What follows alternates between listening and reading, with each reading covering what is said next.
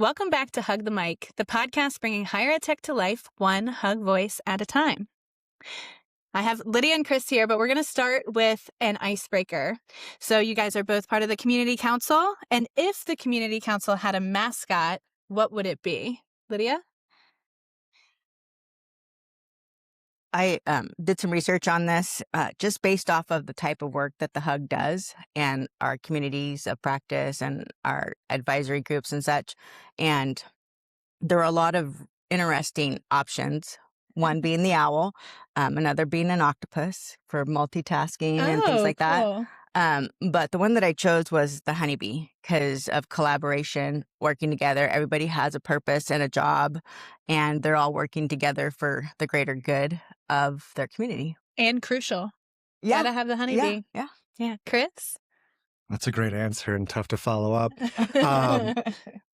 Originally, I have two different thoughts here. The first being an animal, and I'd have to say a golden retriever. My wife and I have had two, and I mean, they're always so caring, so thoughtful, always trying to retrieve you something, just like we're always trying to retrieve and help get the right answer. So I'd say golden retriever. But then I've always compared kind of our work and what we do to a field goal kicker in football. And a firefighter, right? Constantly putting out fires. Field goal kickers, they're always just expected to do their job. But if one miss or something goes wrong, then they're right in the spotlight. So I was thinking if AI could take the firefighter and field goal kicker and kind of blend those two together, that'd be a pretty good mascot. With golden retriever ears. Yeah, there you go. That'd be kind of cool. Well, the Community Council serves as HUG's community team captains. These are elected members who support the key interest areas of the HUG community, which is composed of 8 groups. We have 3 advisory groups and 5 communities of practice. And today I'm joined by Chris Lopac of University of Wisconsin-Madison, who chairs the newest advisory group, eForms, and Lidia Anderson from Central Washington University, who has contributed across multiple COPs, currently serving on Campus Academic and Record Support, CARS, which is your alma mater in the Community Council. Welcome to the podcast. Thank you. So you both bridge advisory groups and communities of practice. How do you balance making sure that things get done while keeping it fun and engaging for your community members? I'll let you go first. Yeah, I mean, we all have our full-time jobs outside of HUG, right? Usually if you're bouncing out to HUG, asking a question, looking for a resource, it's because you're encountering an issue, right? So the way I kind of look at the HUG is that it's the solution center. We're here to help others. We're here to throw ideas out there. But if somebody is going to HUG, it's because they're in need. So that person's struggling. What can we do to kind of brighten up their day? So I see it as just, being a positive beacon, whether it's a webinar, whether it's our community council calls, really just being out there and being positive and really trying to highlight the good things that the community does. In particular for the GTE forums, we've tried to have numerous sessions where we just get together and just throw ideas out there. And sometimes people, I think, are afraid to ask questions in the forum thread, especially if you're a beginner, or if you're very experienced and you don't want to ask the question that maybe others think you know. Oh, that's interesting. Yeah. So really just having an opportunity to get together and just throw ideas out there together. And Lidia? Well, that one's hard to follow up. I think a big contributor is just being real. And to Chris's point, we really have to be that. You have to be able to say, yeah, I don't really know that, but what if you tried this? And the other thing that people are going there for, I know I go there for, are ideas. What are you doing with this? If you're having, and maybe it's not even really an issue, but you want to be creative. You want to enhance something. I know that Chris does this GT forms. Can I go to him, get some ideas on how they're using them? How could I incorporate that and make that for our institution as well? And the idea of having those threads, I like them, but I like your point too that sometimes people are apprehensive about actually going out and making comments or asking a question. And I think it's important for us to remember, and it's hard sometimes to respond because there's nothing worse than when you put out a message and nobody responds. So I think it's really that whole being real, understanding that it's a place that you can that people can go so that they have someone to lean on. I know I just put some questions out recently, not just on the HUG, but you create a network. And so being able to reach out directly and say, hey, I remember you did a presentation on this. What is your insight on that? So I really like that as well. Yeah. And the positive reinforcement, like just to say like, hey, other people are dealing with this problem too. You are not alone in this, is so valuable about the community. And then kind of to your point, if you might not know the answer, and that's okay, but maybe you know somebody that does, because you're building this kind of virtual Rolodex of subject matter experts across all of these different interest areas. So I think that that's kind of invaluable with the community. And I just wanted to add the silence on the forum posts. I'm going to start taking the different perspective of if no one responds, everyone's encountering the same issue and nobody has the solution. That's true. That's a good point. Yeah, that's probably true. Yeah. So if you could give your COP or your advisory group a theme song, what would it be and why? So for cars, what would the theme song be? I don't know if you guys know who Cake are. They're a group, Cake. It's called The Distance. And so look it up. It's a really fun song, but they're talking about going the distance, and not just going the distance in a race, but continuing after to try to even do better. And so I think that's what we're doing. We really are. We've gone through a lot of transitions. I've been to Alliance now 12 years, and it's evolving and changing. So that going the distance, I think, is a really good theme song, not just for cars, but HUG in general. Yeah, cue the music. Just kidding. And Chris, what about for GT? Yeah, for GT, I was thinking about this. I'd have to say like Foo Fighters, My Hero. Okay. And that's kind of a cross HUG, really. You know, and it's not necessarily with GT where you're just jumping into, like, the video for that song is you're running into a burning building and you're going on these different apartments and pulling people, pets out. And I think that's kind of the model across HUG, right? Again, going back to that firefighter reference, constantly putting out fires, constantly helping others. So I really think that's across HUG. And then Friends in Low Places by Garth Brooks, right? Because like, I mean, you get on those campus community calls and, you know, sometimes there's new regulations, new federal policies. A lot of us are going through it together, and you have work over here that's already taken up 110%. So then you hop on these calls and it's already a long day. And then you see these faces that are all in this together. And then it's just kind of, it's nice to be in that same space with others. Yeah. What a great mix. I was just going to say one of the other songs that kind of came to my mind, and it's kind of silly, is Toy Story, You Got a Friend in Me. Oh, yes. Right? Nice. 100%. And so that was the first one I thought of. It's like, oh, that's kind of cliche, you know, but it really is true, right? When you put everything together. And one of the things you're saying about firefighting, we feel that at our institution. It always feels, especially with IT, is that you're always putting out the fire. And it's those unsung heroes that really come in, and they're not always looking for recognition. They just really want to help be a part of the solution. What about that song? I can only think of the reference from The Office, but Who Started the Fire? Oh. That's It's Billy Joel. We didn't start the fire. Thank you. Ryan started the fire. Yes, exactly. And then our firefighter golden retriever hybrid comes in that kicks a field goal and puts the fire out. So Chris, you started, you led the initiative of the GT eForms advisory group. Can you tell us a little bit about the spark that made you say we need this group with HUG? Yeah. Oh, thank you. Thank you. See Friends in Low Places. Yeah, as far as the GT advisory group goes, I mean, Andrea Lloyd is the brains behind the operation there. I think it was St. Louis. I got in a conference room. I was sitting around this huge just a huge conference room. And she was just standing up there in the middle, doing like this unofficial birds of a feather and just bouncing questions across this room and just standing up there so brave. Had never met her before. And was just really impressed, and she was trying to get it up and running then. And so seeing how strong she felt about it, it was a no-brainer to see what I could do to help.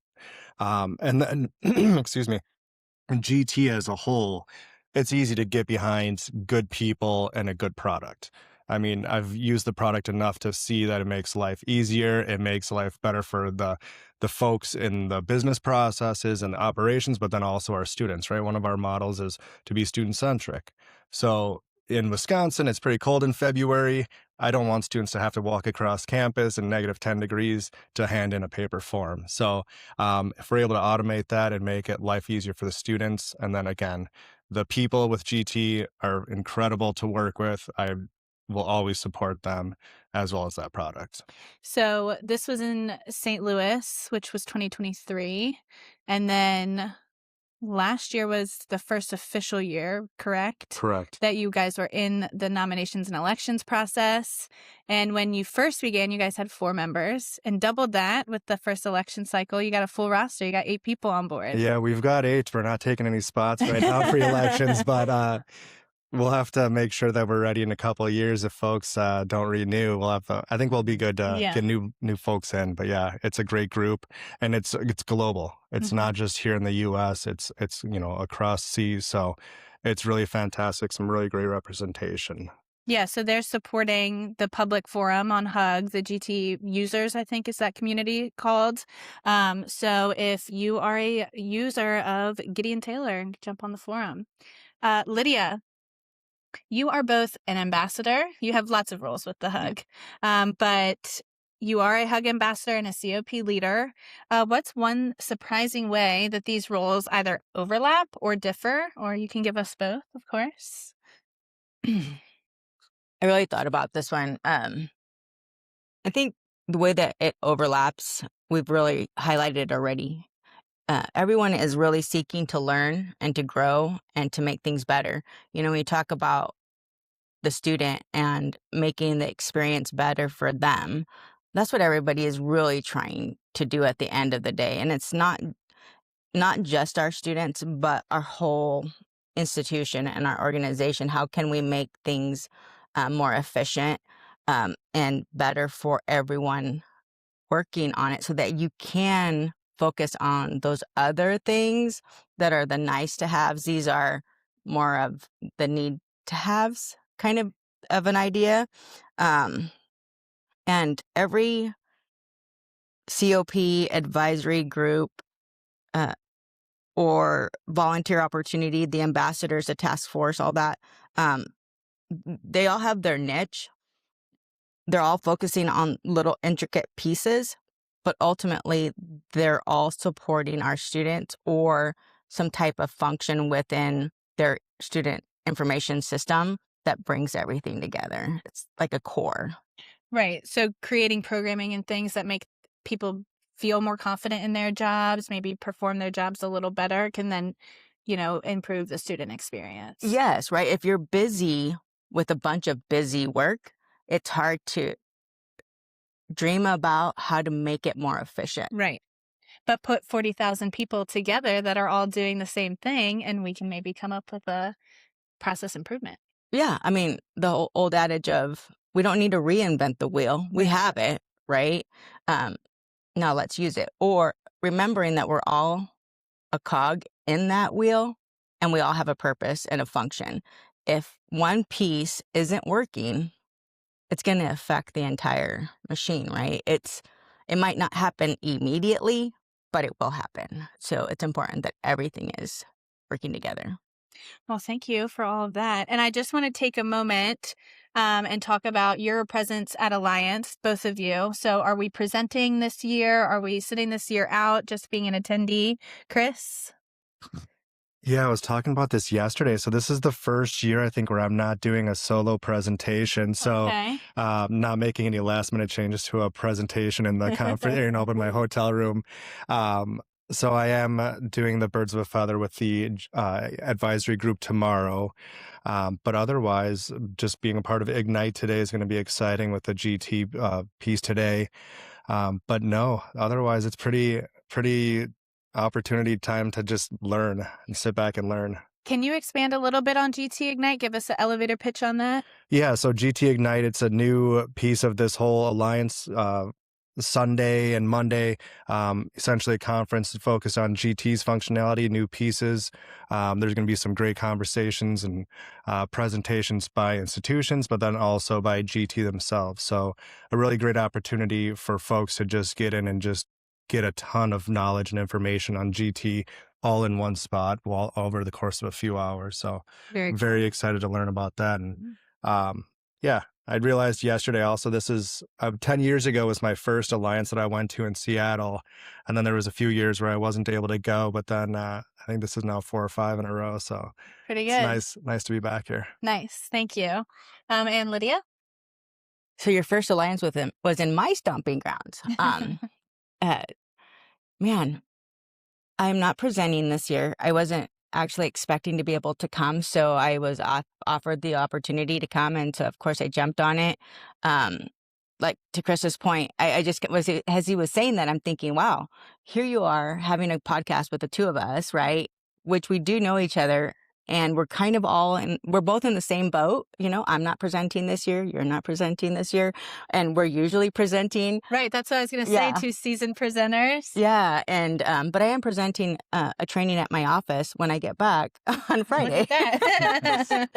And so, yeah, just the opportunity to learn. Like Chris, I'm going to actually have the opportunity to kind of sit back and do what I did at my very first alliance. I will never forget my first alliance and everything that I learned, and just the willingness of all of the presenters and everyone present to offer support. And, you know, if you had a question, there was no dumb questions. It was just an opportunity to grow and learn. And so it's going to be an exciting conference this year.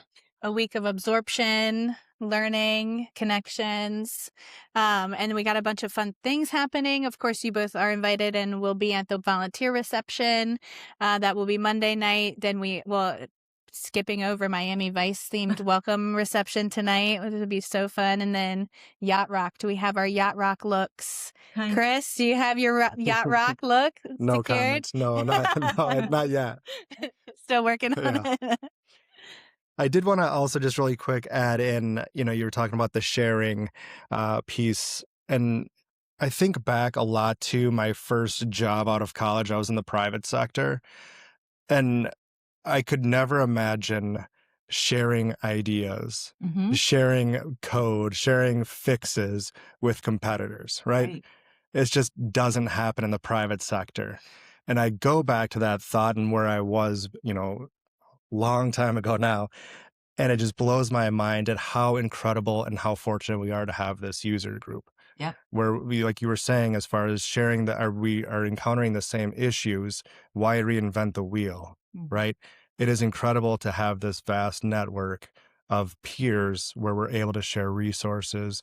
If we have a fix, if we have an issue, solutions, it's really incredible. It takes your office of 50 and just magnifies it. So I just wanted to throw that out there. I often go back to that, and what a vast different world it is. Yeah, able to share and willing. Happy to, you know. Well, thank you guys so much. Of course, we'll see you around the conference halls. This has been an absolute pleasure. thank you. Excited to see all the things you'll do in the community council coming up and the things you've done. So thank you. Thank you. Thank you. Yeah. Thanks for hugging the mic. Catch all episodes of Hug the Mic wherever you listen. Spotify, Apple Podcasts, Amazon, and more. Have feedback, thoughts, or comments on the show? We'd love to hear from you. Use the Send Us a Text link in the episode description. Want more from the Hug? Visit HEUG.org and follow us on social media to stay connected with the community, events, and everything Hug. See you next time.